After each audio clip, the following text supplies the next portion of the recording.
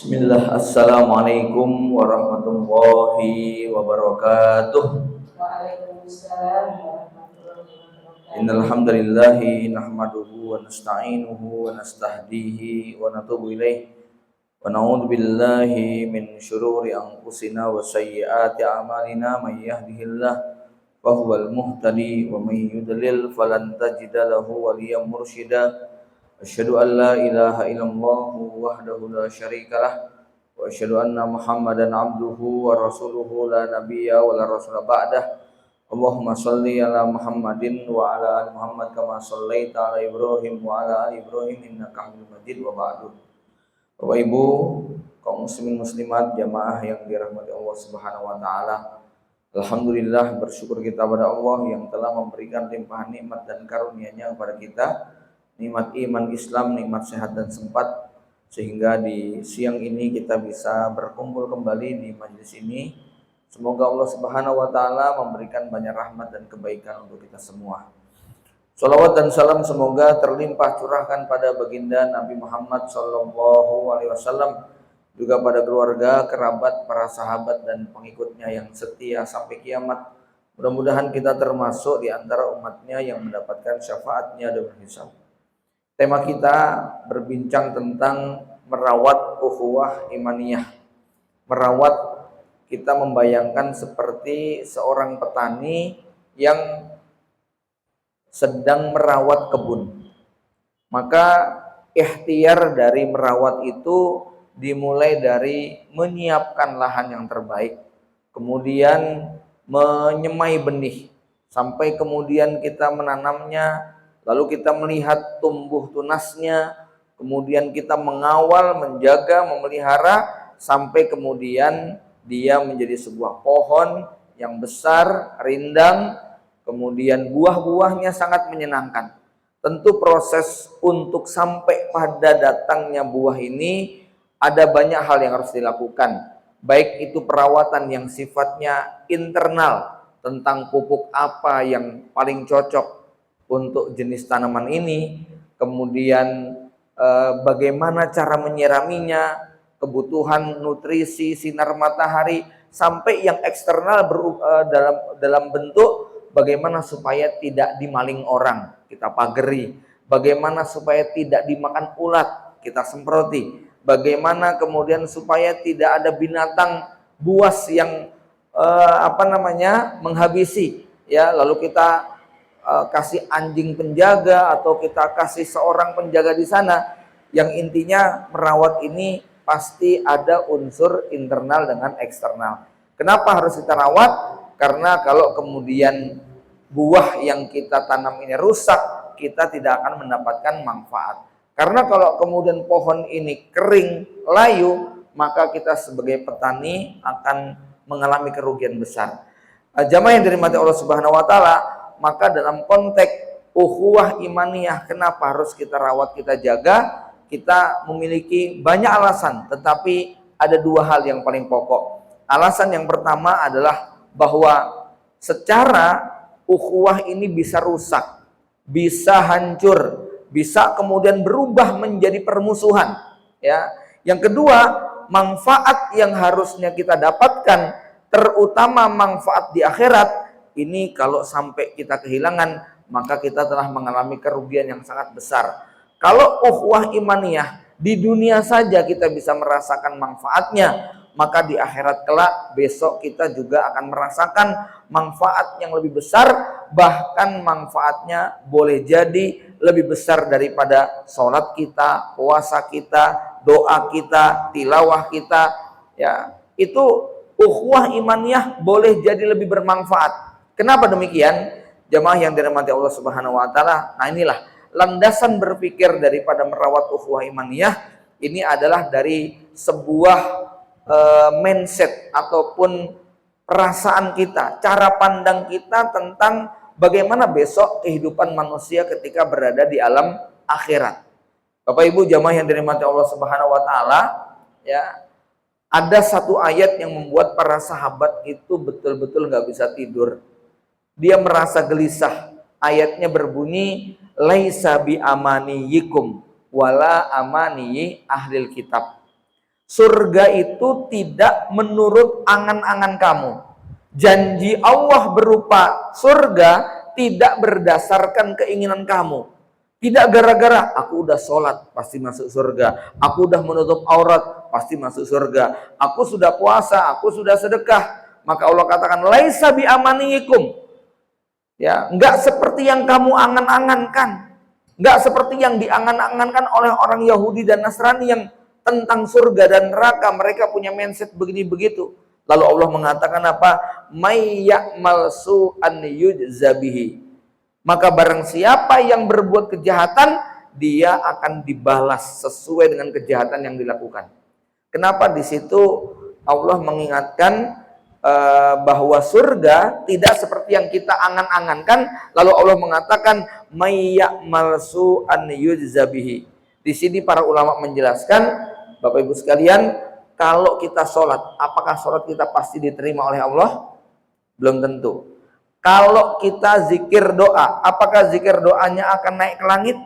Belum tentu. Kalau kita sedekah, apakah sedekah itu akan diterima oleh Allah?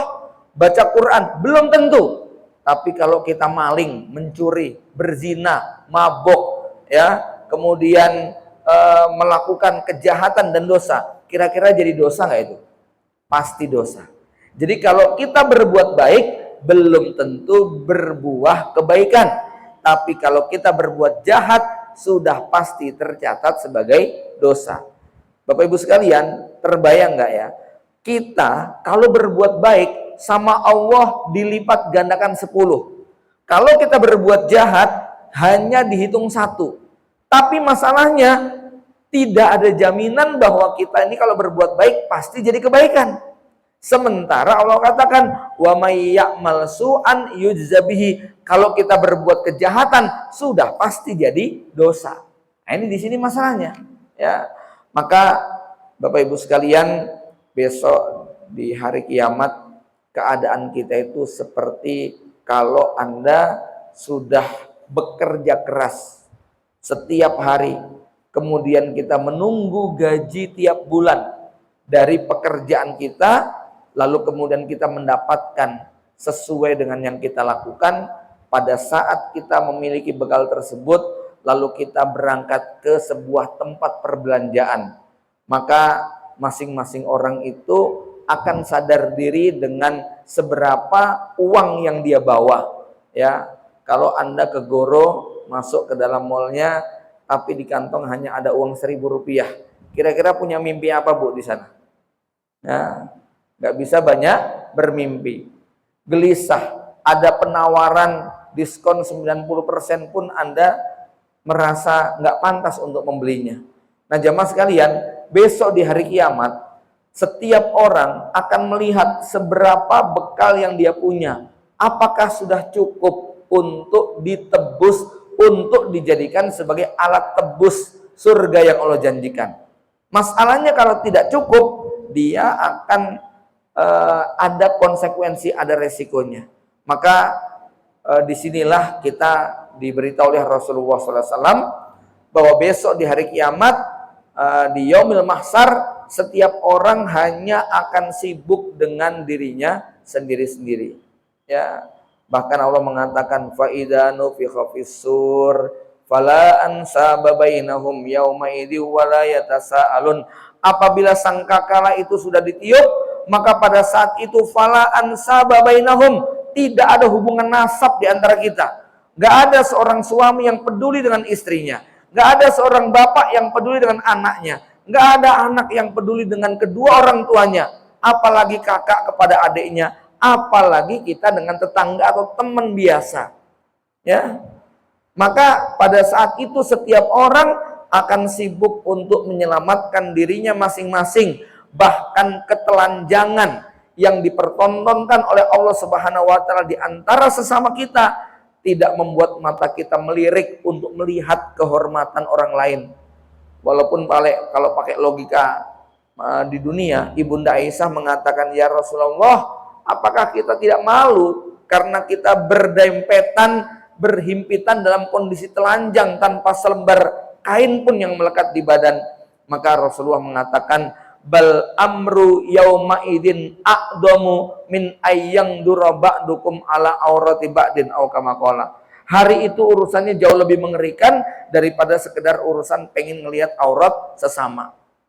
Ya. Jamaah sekalian, bahkan saking gelisahnya Ibunda Aisyah bertanya kepada Rasulullah, "Ya Rasulullah, apakah pada saat itu engkau juga akan lupa dengan aku?" Maka Rasulullah kemudian mengatakan, "Amma fi salasi mawatin." Adapun pada 3 situasi, fala yadhkuru ahadun ahada, maka seseorang tidak akan pernah ingat dengan orang lain, termasuk aku juga nggak akan ingat kamu. Setiap kita akan mempertanggungjawabkan amalnya sendiri-sendiri. Yang pertama, pada saat ditimbang kebaikan dan keburukannya. Yang kedua, pada saat menerima lembar catatan kebaikan. Dan yang ketiga, pada saat meniti sirot di atas neraka, jembatan yang lebih tajam daripada mata pedang. Nah, pada saat 3 situasi ini, maka masing-masing orang tidak ada yang peduli dan tidak ada yang ingat dengan siapapun, termasuk suami kepada istrinya. Bahkan Rasul pun nggak ingat kepada Aisyah pada saat itu. Nah, jamaah sekalian, ya, pada saat itu yang terjadi, setiap orang betul-betul sibuk dengan dirinya, ya. Bahkan pada saat itu manusia akan saling hujat dan menyalahkan orang-orang terdekatnya. Ya, Bapak Ibu sekalian, kalau kita ini hubungannya di dunia itu seperti besti yang begitu dekat sekali. Ya, Anda punya teman dekat, tetapi selama di dunia pertemanannya semata-mata diikat oleh ikatan duniawi. Tidak ada ikatan iman sama sekali. Hubungan Anda dengan atasan murni pekerjaan, nggak ada ikatan iman, murni profesional kerja. Maka walaupun Anda di dunia bisa dapat bonus, reward, hadiah, bahkan diiming-iming ini itu, ketika pola hubungan itu tidak memuat di dalamnya ikatan keimanan, besok di akhirat bos Anda akan menghujat Anda juga akan marah dengan bos Anda. Ya. Dan Al-Quran memuat lebih dari berapa ya, mungkin 6, 7, 8 kisah dialog di dalam neraka. Ya. Dan dialog yang paling banyak itu adalah dialog antara seorang majikan dengan karyawan, atau seorang rakyat dengan pimpinan, atau anak buah dengan atasan. Ya, karena memang begini ya Bapak Ibu sekalian, hubungan kita di dunia ini paling banyak itu hubungan atasan bawahan. Ya tidak? Coba saja Anda perhatikan di kampus, atasan bawahan nggak itu? Guru murid itu kan atasan bawahan. Di rumah tangga suami istri atasan bawahan nggak itu? Iya, suami imam, Anda makmum, kan begitu. Ya. Apalagi kalau dalam kehidupan bernegara, ya pasti atasan dan bawahan. Nah, dalam pola hubungan selama di dunia ini, pasti di situ ada interaksi yang kita diperintah atau dilarang. Ya, pertanyaannya, apakah ketaatan kita ini di dalamnya ada pelanggaran terhadap hukum-hukum Allah, atau ketaatan kita menguatkan nilai keimanan kita di sisi Allah Subhanahu wa taala? Kalau ternyata hubungan kita di dalamnya banyak pelanggaran-pelanggaran syariat Allah Subhanahu wa taala, inilah pertemanan yang besok di akhirat pasti akan menjadi bumerang, akan menjadi penyesalan bagi mereka di dunia.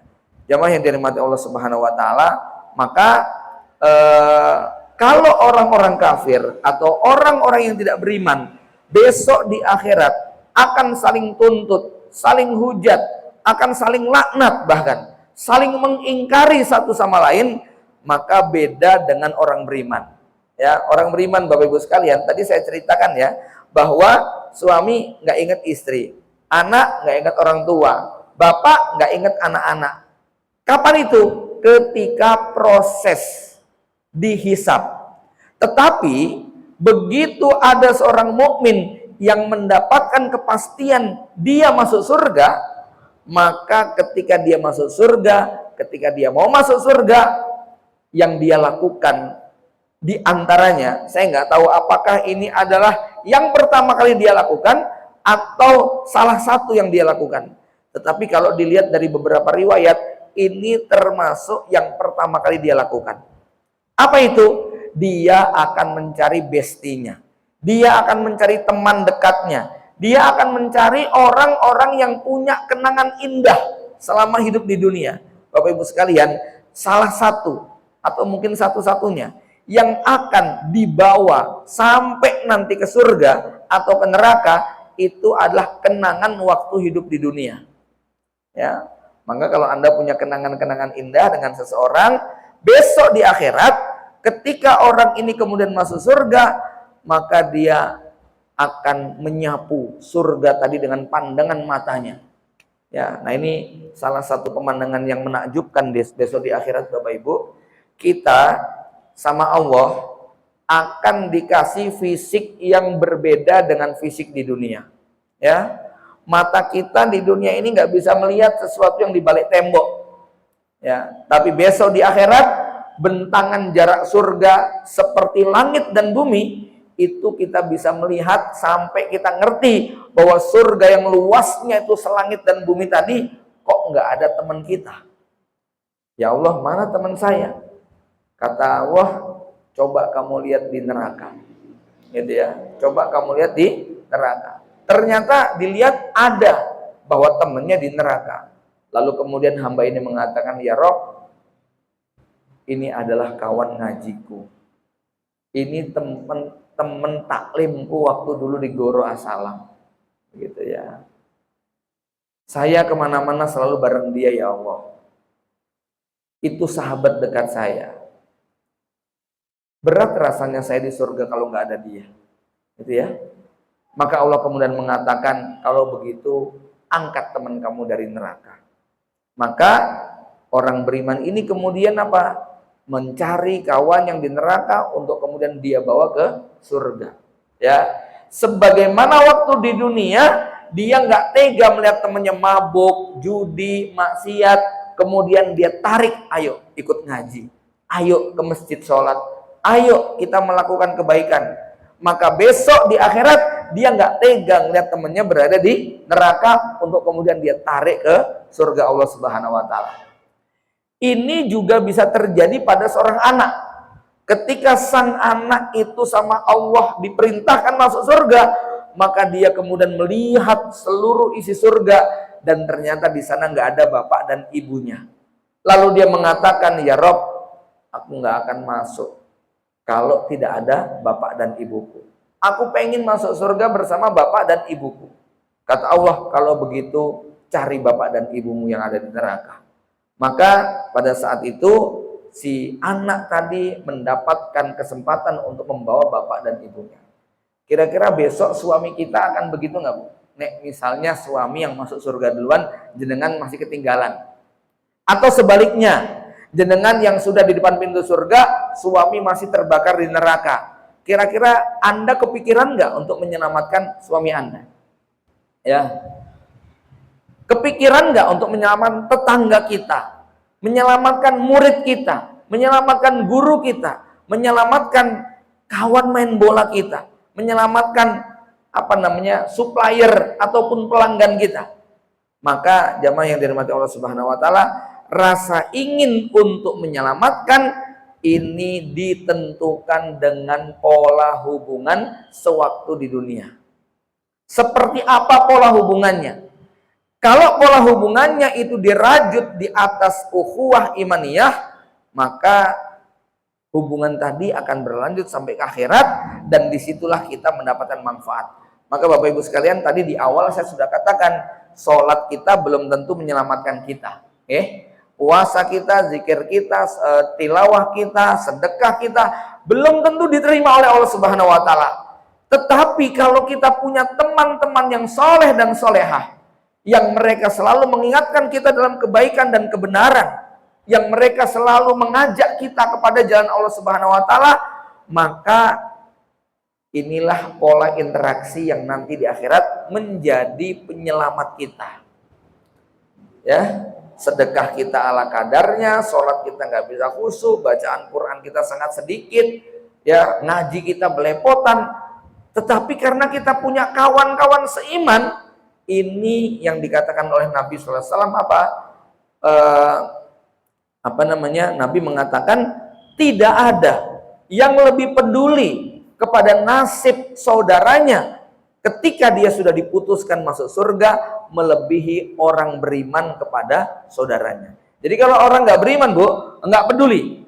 Bahkan yang ada di dalam Al-Quran, dalam surat Saba, dalam surat Al-A'raf, ya, kemudian dalam surat Toha, itu yang kita temukan mereka saling laknat, saling kutuk, saling mengkufuri, bahkan mereka saling hujat. Ini gara-gara kamu yang dulu nyuruh. Loh, kok saya nyuruh? Kamu yang mau jadi anak buahku kok. Begitu loh. Nih, kira-kira ilustrasinya gini ya. Ada laki perempuan ya, pacaran. Waktu di dunia sayangnya pol-polan. Kemana apa saja permintaan kekasihnya dituruti. Sampai dia harus menodai kehormatan diri. Dan itu masih terus dia lakukan. Dia nggak pengen kehilangan dengan kekasihnya. Dia begitu sangat mencintai. Dia rela melakukan apa saja demi kekasihnya. Tetapi hubungan keduanya berjalan di atas dosa, maksiat, dan keharaman. Ya, bahkan mereka mungkin seperti cintanya Laila Majnun atau seperti cintanya Valentine Day, ya, si Valentine gitu ya, sampai rela bunuh diri gitu demi mengikuti jejak kekasihnya. Coba kalau ada orang sampai punya pola hubungan yang rela mati demi ikut kekasihnya, besok di akhirat orang ini sama Allah ditanya, kenapa kamu sampai zina? Kira-kira yang perempuan ditanya begitu jawabannya apa? Dia ya Allah yang ngajakin, begitu ya. Kira-kira pacarnya ketika ditanya, benar kamu yang ngajakin? Jawabannya kira-kira apa, Bu? Enggak, orang dia yang menggoda kok, begitu loh ya. Ya, maka dua orang di dunia ini yang saling yang berbuat zina ini, maka mereka akan apa? Saling tuding dan saling menyalahkan. Ada sekelompok orang main judi, mabok, kemudian mereka mati semuanya. Ya, besok di akhirat ketika Allah bertanya, kenapa kamu main judi? Ya, kira-kira jawaban dia apa? Diajak sama teman saya ya Allah. Temennya ketika dikejar, kenapa kamu ngajak dia? Jawabannya apa kira-kira? Loh bukan saya ngajak ya Allah. Dia yang nyari-nyari informasi. Ya saya kasih tahu, begitu kan ya.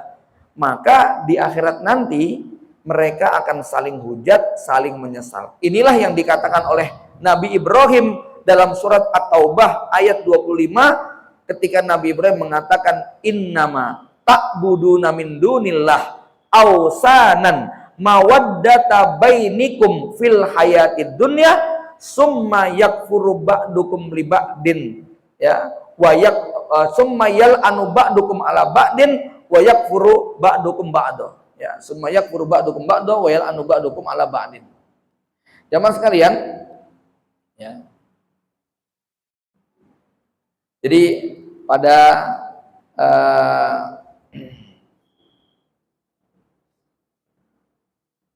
Nabi Ibrahim alaihissalam mengatakan innama ta'buduna min dunillah, innama takhaztum min dunillah.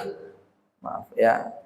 Sesungguhnya berhala-berhala yang kamu sembah selain Allah itu hanya untuk menciptakan perasaan kasih sayang.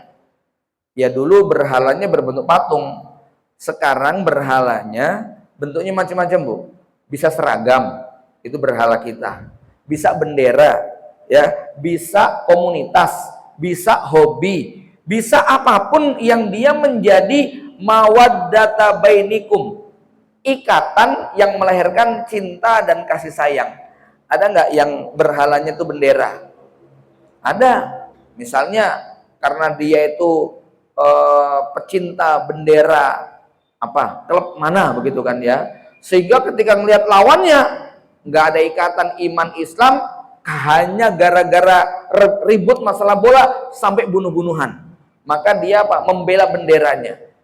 Ada yang membela seragamnya, ini seragam SMA ini SMA itu, mereka kemudian tawuran. Yang dibela adalah yang satu seragam dengan dia, yang dibela adalah sesama hobi ya. Ini ada komunitas pemilik hobi motor gede, lalu mereka touring, begitu kan? Ya, di tengah jalan kesenggol sama kawannya, nggak sama lawan kendaraan yang lainnya, hanya gara-gara beda merek motor, mereka kemudian berkelahi demi membela kawannya. Karena saya pernah lihat Bu, ada jaket itu bunyinya begini: apapun agamamu, selama motormu Harley Davidson, kau adalah saudaraku. Begitu. Ya. Ini kan kebangetan sekali gitu kan. Jadi ikatan persaudaraan, ikatannya adalah merek motor, begitu loh. Ya, coba Bapak Ibu sekalian, kalau komunitas moge, komunitas pecinta lovebird, komunitas pecinta ikan cana, komunitas pecinta apalagi mancing mania, di dalam aktivitas mereka ada maksiat, ada dosa, ada kejahatan, ada kemaksiatan, besok ditanya sama Allah. Maka kata Nabi Ibrahim apa? Memang ikatan-ikatan tadi itu mawaddata bainikum, kamu itu jadi cinta dan sayang. Apa buktinya? Ibu-ibu misalnya punya suami bergabung di komunitas apa gitu loh. Ya, lagi punya acara mau nganter Anda ke pasar, tiba-tiba ditelepon sama temennya untuk mangkat. Mangkat nggak itu kira-kira? Itu jenengan bisa ditinggal loh. Maaf ya, ini koncoku ngajak, jenengan bisa jengkel gara-gara begitu. Dia begitu kuat sekali ikatannya, itu kan ya. Apalagi komunitas-komunitas yang maaf ya, ya begitulah komunitas-komunitas begitu yang mereka solidnya luar biasa. Ya, sesama pemakai narkoba, sesama bandar ini, sesama pelaku kemaksiatan ini itu dan sebagainya, itu luar biasa ya. Termasuk komunitas-komunitas menyimpang, komunitas LGBT Bapak Ibu sekalian, itu mengerikan sekali ya. Itu ada saudara kita, saya dapat cerita menyedihkan. Bagaimana mungkin dia imam masjid, suaranya merdu, gabung dalam komunitas LGBT, gitu kan? Ya, dia akhirnya keluar dari imam masjid. Dan ketika saya tanya kepada ustadz yang membina dia, yang mengkader dia, itu komunitasnya ngeri sekali, dananya tanpa batas. Jadi kawan saya ini, binaan saya yang jadi imam masjid ini, dia itu nek pulang dikasih macam-macam sama bestinya, gitu ya, dibeliin aneka macam makanan, dibawain uang dan sebagainya, ya, dan diancam kalau sampai keluar dari komunitas ini mati resikonya, begitu ya. Itu sebegitunya Bapak Ibu sekalian ya. Nah, kata Nabi Ibrahim, mawaddata bainikum fil hayati dunya, itu memang bisa menciptakan perasaan cinta, suka, sayang, tapi hanya di dunia. Summa yaumal qiyamati yakfuru ba'dukum ba'do. Besok di hari kiamat mereka akan saling mengkufuri, wayal anu ba'dukum ba'do wa ma'wakumun nar, akan saling kufur dan saling laknat. Ya. Nah, inilah pertemanan, persahabatan di dunia yang ikatannya adalah min dunillah, selain Allah Subhanahu wa taala. Selain Allah itu bagaimana berarti? Ya, selain Allah itu berarti maksiat. Dunia nggak ada unsur iman di dalamnya.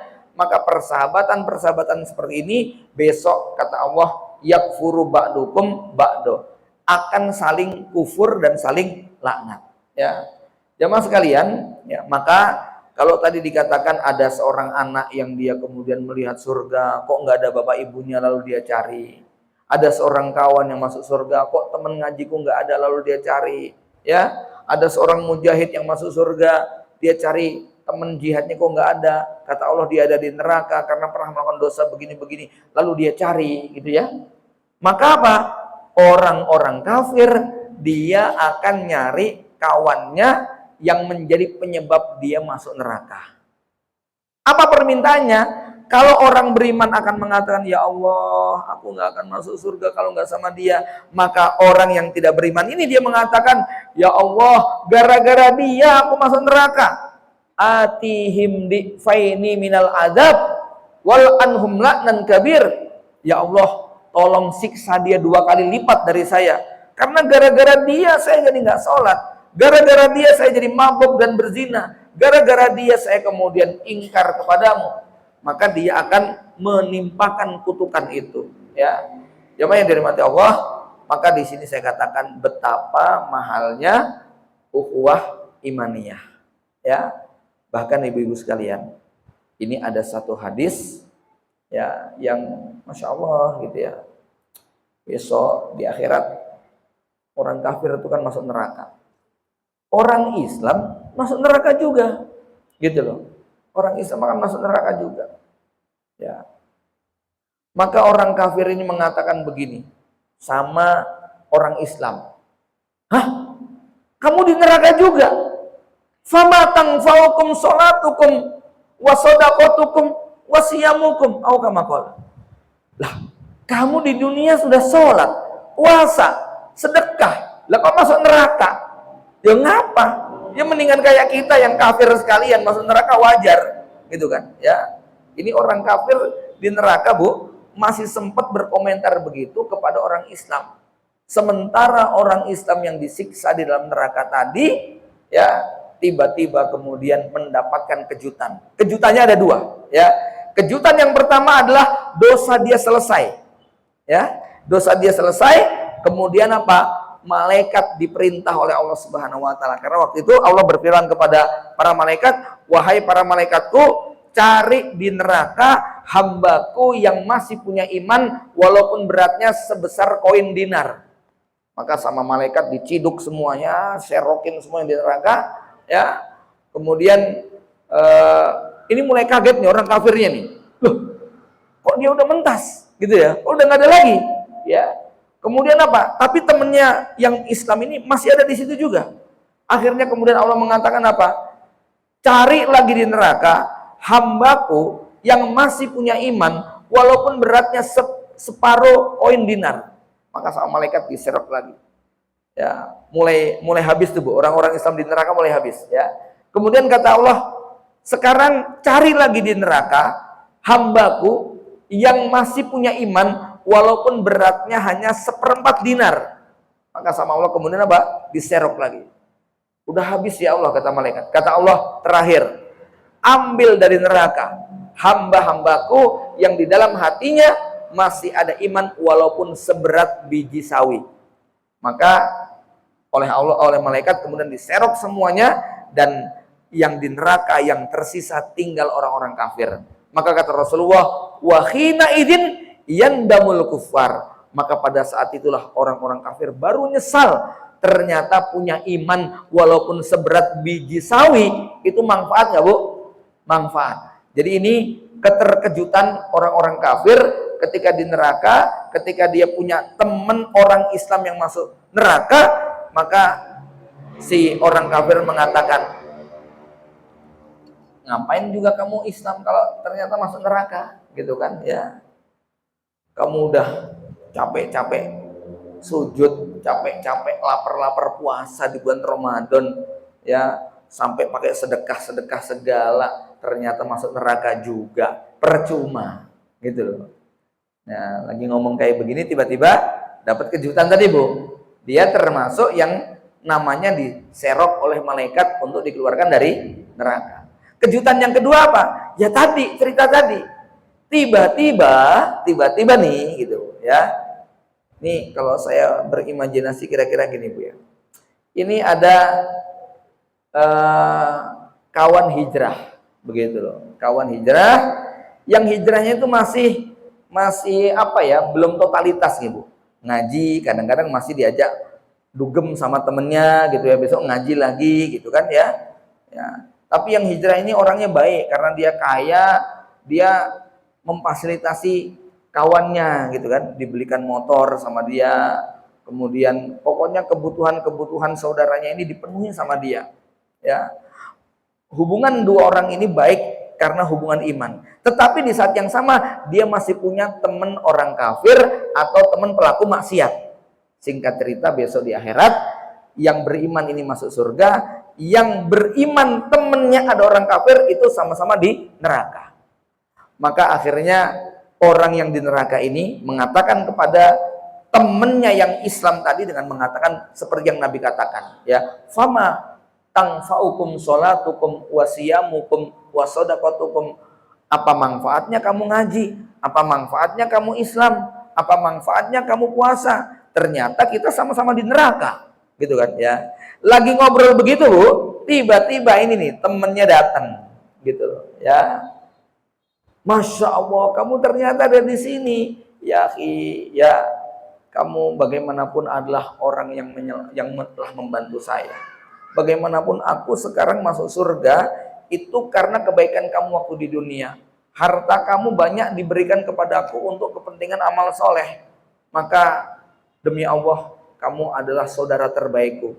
Aku datang ke sini atas izin Allah, ingin membawa kamu. Ibu-ibu sekalian, ya, ini dialog imajinasi ini saya nggak ngarang deh ya. Itu berdasarkan hadis tadi. Maka apa? Begitu kawannya kemudian diambil oleh saudara beriman, maka si teman kafir ini yandamu wa khina idin yandamul kafirun. Maka pada saat itu si kafir nyesel. Ternyata apa? Secuil iman.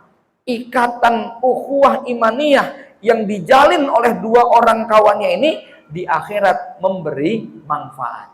Gitu. Ya, Bapak Ibu yang dirahmati Allah Subhanahu wa taala, jujur saya kalau melihat hadis-hadis ini, Bu, ya. Lalu kita ngelihat amal kita yang kayak begini, kok pesimis bisa nggak ya buat untuk menembus surga Allah Subhanahu wa taala? Tapi menjadi optimis ketika kita punya hubungan baik dengan saudara kita. Lalu kita saling berwasiat, tolong kalau kamu besok masuk surga duluan, jangan lupakan aku kalau nggak ada di sana. Ya, yo nanti aku nek masuk surga duluan kamu tak jauh lah. Ya, ini kepedean, Bu, ya. Jangan begitulah, ya, itu kepedean gitu loh, ya.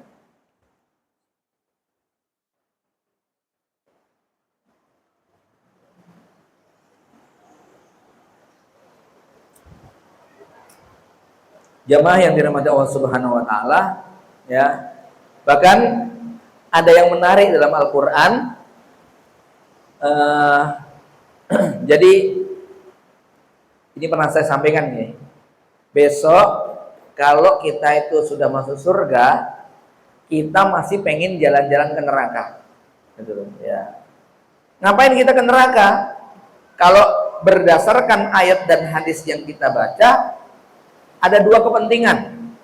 Kepentingan yang pertama adalah kita pengen nyari entah itu anak kita, entah itu bapak ibu kita, entah itu kerabat kita, entah itu pokoknya bestie kita lah. Karena kita diizinkan oleh Allah Subhanahu wa taala. Apalagi kalau kita dapat karunia masuk surga karena mati syahid di jalan Allah Subhanahu wa taala. Seperti saudara-saudara kita yang di Gaza itu, Bu, yang matinya ketembak, kena bom, kena runut, itu mati syahid semua itu. Dan salah satu yang dijanjikan Allah kepada orang yang mati syahid di medan perang, dia diberi kesempatan untuk memberi syafaat 70 anggota keluarganya yang belum masuk surga supaya masuk surga. Ya. Ya, ibarat kita dikasih jatah tiket gratis nonton. Nah, ini kan kita butuhnya cuma satu tiket nih, Bu. Lah kok kita dikasih 70 tiket begitu loh.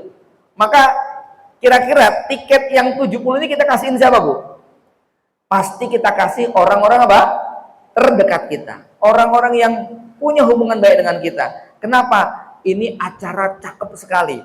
Ini tempat yang betul-betul sangat menyenangkan. Maka 70 tiket gratis ini akan kita berikan kepada saudara kita, kerabat kita, teman dekat kita yang belum punya tiket tadi.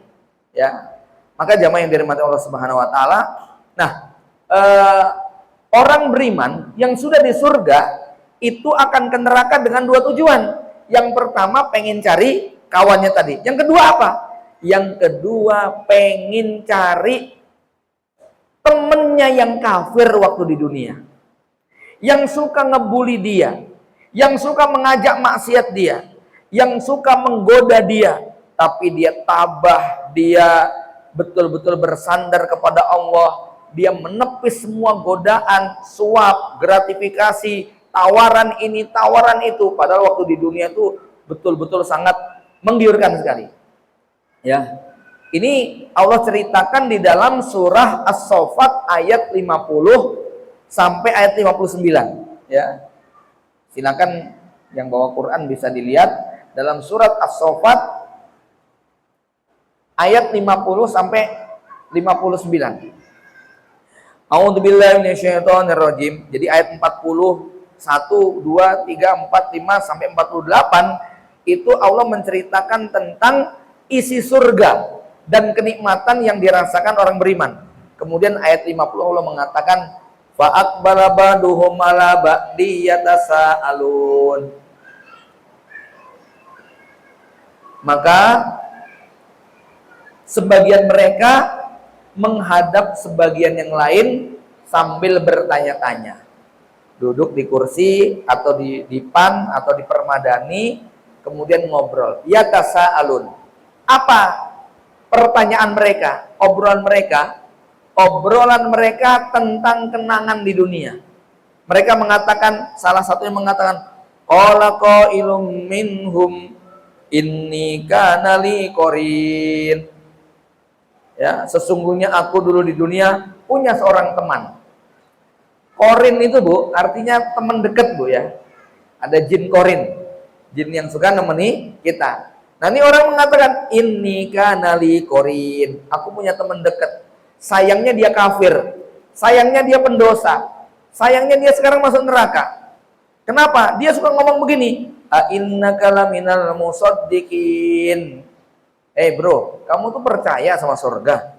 Kamu kok kalau ngomong dikit-dikit akhirat, akhirat, akhirat. Kamu kalau bicara kok mesti ada bumbu neraka, surga. A innaka laminal musaddiqin. Emangnya kamu percaya dengan itu semuanya? Ya. A idza mitna wa kunna turaban wa idzaman a inna lamadinun. Memangnya kalau kita mati nanti kita dibangkitkan lagi? Emang kamu pernah ke alam kubur? Emang kamu tahu alam kubur kayak apa? Kok kamu cerita detail begitu kayak seakan-akan sudah mengalaminya? Jadi ini apa ya? Teman yang tidak percaya kepada akhirat. Itu ngebully kita gitu loh, ya. Maka akhirnya oleh kawannya ini ditanya, qala hal antum muttali'un. Nih yang ngobrol begini bilang sama temennya, Pak, yang lagi diajak ngobrol di surga, hal antum muttali'un, kamu mau nengok nggak? Gitu, ya. Jadi besok, Bu, kita kalau di surga ini akan ada teman kita yang suka curhat tentang masa lalunya, lalu ngajak-ngajak kita jalan-jalan ke neraka. Untuk apa? Untuk melihat temannya teman kita yang ada di neraka. Fattala'a fara'ahu fi sawa'il jahim. Akhirnya kawan yang tadi cerita itu ngelihat, ya, ketika dia jalan-jalan ke neraka, dia lihat temennya yang masuk neraka itu fi sawa'il jahim. Lalu ia melihat temannya itu di tengah-tengah neraka yang menyala-nyala. Ya. Nah, masalahnya begini, Bu. Ini kawannya yang masuk neraka ini beriman gak ini? Nggak beriman. Justru suka ngebully kita, gitu loh. Ya. Akhirnya orang beriman ini bukan datang untuk menyelamatkan. Dia malah mengatakan begini, qala tallah in kita laturdin. Demi Allah, hampir saja dulu kamu menjerumuskan aku. Ya. Walaula nikmatu rabbi lakuntu minal muhdorin. Kalau bukan karena aku mendapatkan nikmat dari Allah, aku sudah ikut-ikutan kamu. Untung dulu waktu kamu nawarin mau nyuap saya begini-begini, saya nanya dulu sama ustadz, boleh nggak nih hukumnya? Kata ustadz nggak boleh, haram, dosa. Akhirnya saya tolak walaupun saya kehilangan keuntungan miliaran, tapi ya haram, begitu kan, ya. Ya. Walau la nikmat rabbi lakuntu minal mudharin. Jika bukan karena nikmat dari Tuhanku, pasti aku termasuk orang yang akan diseret ke neraka. Jemaah sekalian, ya. Nah, ini dua motif. Kalau kita masuk surga, kok masih pengen jalan-jalan ke neraka? Ibu-ibu sekalian, maka pertanyaannya nih, ya. Seberapa kita punya harapan dari teman-teman yang sekarang kita punya ini supaya besok di akhirat dia nggak lupa sama kita. Ya, jemaah sekalian, kita pernah punya teman SD, ya. Punya teman SD, teman SMP, teman SMA yang satu lama pisah. Ternyata kita ngelihat dia jadi gelandangan, pengamen, penjual asongan. Yang saat itu kita sedang di lampu merah, naik mobil Alphard kita. Jendela kita buka, ngelihat dia lagi ngosek-ngosek pakai kemoceng. Gimana perasaan ibu? Coba. Kamu kan? Gitu nggak, Bu ya? Masya Allah itu ya. Saya pernah nonton konten itu, seorang bos yang bangkrut, anak buahnya kemudian apa? Merintis usaha dan sukses. Lalu ketemu anak buahnya ini kemudian naik mobil bagus, sementara mantan bosnya itu sedang jualan asongan di jalan raya. Begitu kemudian jendela dibuka, loh, kamu kan, Masya Allah, langsung disuruh apa? Pintunya dibuka, naik. Udah berapa puluh tahun kita nggak jumpa, gitu ya. Ini harus sekali ya, Bu ya, harus sekali ya. Jadi kalau yang seperti itu saja di dunia bisa terjadi, maka besok di akhirat. Nah ini cuman bedanya begini, Bu ya, cuman bedanya begini ya. Kalau di dunia ikatan-ikatan kita bisa karena Allah, bisa tidak karena Allah, gitu loh, Bu. Semata-mata karena ini teman satu kampung, semata-mata ini teman SD walaupun beda agama, itu kita masih pengen loh neraktir dia, gitu kan ya. Semata-mata bahwa oh kita pernah ketemuan di tempat kerja waktu di sana sekian tahun, begitu kan ya. Semata-mata karena ikatan dunia. Itu ketika kita di dunia, kita masih apa namanya, ada rasa pengen nolong dia, walaupun kadang-kadang niatnya pamer, Bu, gitu ya. Niatnya pengen nunjukin, wah aku udah sukses nih, begitu kan ya. Nah, besok di akhirat motifnya cuma satu, motif akhirat dan motif iman. Ya, artinya begini Bapak Ibu sekalian, kalau misalnya ada di antara kita suami istri yang waktu di dunia justru mereka berdua berbuat maksiat dan dosa didukung oleh pasangannya, lalu kemudian salah mereka dua-duanya kok masuk neraka, gak mungkin keduanya akan saling tolong dan saling bantu. Misalnya nih ya,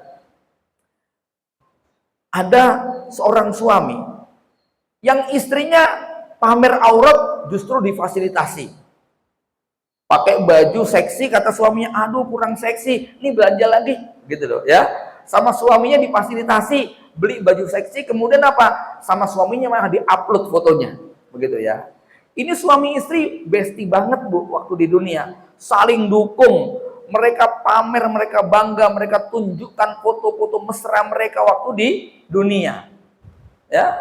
Lalu di akhirat Allah akan menghujat dia, Allah akan bertanya kepada dia, kenapa kamu melakukan begini begitu. Pertanyaannya, suami istri ini besok di akhirat akan saling tolong, saling menyelamatkan, atau saling menyalahkan? Akan saling menyalahkan ya. Pernah dengar sebuah kisah ketika ada seorang bapak yang nanti mau masuk surga, anaknya kemudian justru mencegat. Dia mengatakan, ya Allah sebentar, itu bapakku memang ya, tapi selama di dunia dia nggak pernah peduli dengan aku. Bapakku asik datang ke majelis taklim, tapi aku mabuk dibiarin, gitu kan ya. Bapakku asik ngikuti kajian seminar bedah buku, tapi aku pacaran malah difasilitasin, begitu kan ya. Bapakku sibuk baca Quran, tapi aku nggak bisa ngaji, dibiarkan ya. Maka karena hubungan waktu di dunia ini adalah hubungan yang sekedar seneng-senengan, tidak peduli dengan nasib akhirat, besok di akhirat bukannya saling membantu, bahkan saling apa? Melaknat.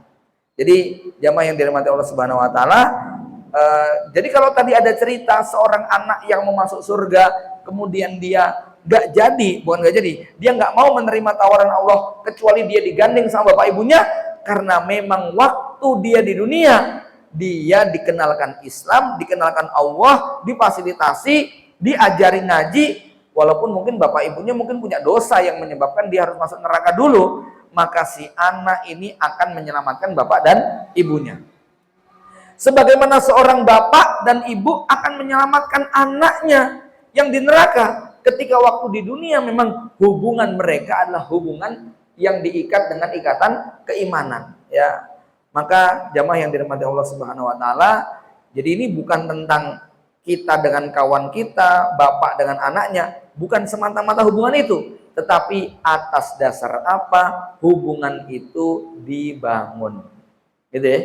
Inilah Bapak Ibu alasan kenapa merajut ukhuwah imaniyah ini menjadi sesuatu yang sangat mahal sekali, karena nanti di saat kita nggak cukup, sholat kita nggak cukup untuk menebus api neraka, sedekah kita juga nggak cukup untuk melindungi kita dari terik matahari di alam mahsyar, kemudian ibadah-ibadah kita yang lain juga nggak mengcover, maka pada saat itu akan ada syafaat yang paling ditunggu-tunggu, yaitu syafaat dari saudara-saudara kita. Maka sampai di sini ada kisah Imam Ibnul Jauzi yang dalam majelis taklimnya mengatakan, kalau besok kalian masuk surga, kok nggak ngelihat aku, tolong cari saya, khawatir nanti saya ada di neraka karena dosa-dosa saya yang tersembunyi, maka ya ikhwan bantu saya, ya. Jamaah yang dirahmati Allah, silahkan tengok kanan kiri siapa kira-kira besok yang akan membantu kita. Dan ibu-ibu sekalian, ya, bagaimana caranya supaya kita itu bisa punya teman akhirat, ya. Coba cek deh Bu, satu kampung itu Bu, satu RT Bu, yang teman akhirat ada berapa? Sama teman dunianya banyakan mana kira-kira? Kita khawatir tuh satu kampung, satu RT itu tetangga kanan kiri kita cuma teman dunia tok gitu loh Bu. Teman dunia itu bagaimana? Jalan-jalan ke pasar, kumpul PKK, apalagi bikin majelis rasan-rasan gitu loh ya. Kemudian ngerujak sambil ngegosip, itu kan kawan dunia gitu loh ya. Jenengan datang ke bidan karena mau melahirkan, datang ke Pak Lurah karena urusan surat menyurat, itu teman akhirat atau teman dunia itu? Teman dunia semua gitu loh. Lah teman akhirat itu yang kayak apa? Teman akhirat itu yang ketika kita kumpul ketemu sama dia, yang dibahas Allah, yang dibahas tentang Islam, yang dibahas tentang umat. Nah itu baru teman akhirat, ya. Gimana supaya kita punya teman akhirat? Harus punya hubungan yang kita diikat karena kepentingan-kepentingan tadi. Contohnya kalau ustadz rapat kumpul di pondok pesantren, kira-kira ngebahas tentang apa Bu? Kan nggak mungkin ngebahas aku dapat gaji berapa, bukan begitu pembahasannya. Pasti pikirannya Pak, ini santri kita gimana ya supaya sholat berjamaahnya rajin, gitu kan? Ya Allah, anak-anak kita kok bacaan Qur'annya masih begini ya, gitu kan ya. Ya Allah, masa ada anak kelas terakhir itu ya subuh jam 6 pagi, gitu kan ya. Itu tiap hari obrolan kita apa Bu? Tentang akhirat, tentang umat, tentang Islam. Nah, obrolan-obrolan seperti ini, ikatan-ikatan seperti ini yang besok akan menyelamatkan. Tapi kalau pembahasannya ketemu sama teman, gimana nih, untung berapa saya nih, gitu kan ya. Aku dapat bayaran berapa nih, dapat tender apa nih. Ini teman dunia semua. Teman dunia bermanfaat nggak? Bermanfaat, tetapi hanya ketika di dunia. Adapun di akhirat, wallahu alam bissawab, ya. Bisa jadi nggak memberi manfaat, bisa jadi bukan sekedar nggak memberi manfaat, bahkan mendatangkan madorot. Wallahu alam bissawab. Bapak Ibu yang dirahmati Allah Subhanahu wa taala, demikian kajian kita pada siang hari ini, mudah-mudahan bermanfaat. Waktu saya kembalikan kepada moderator. Assalamualaikum warahmatullahi wabarakatuh. Waalaikumsalam warahmatullahi wabarakatuh. Sebelum saya kalau mau pesan anak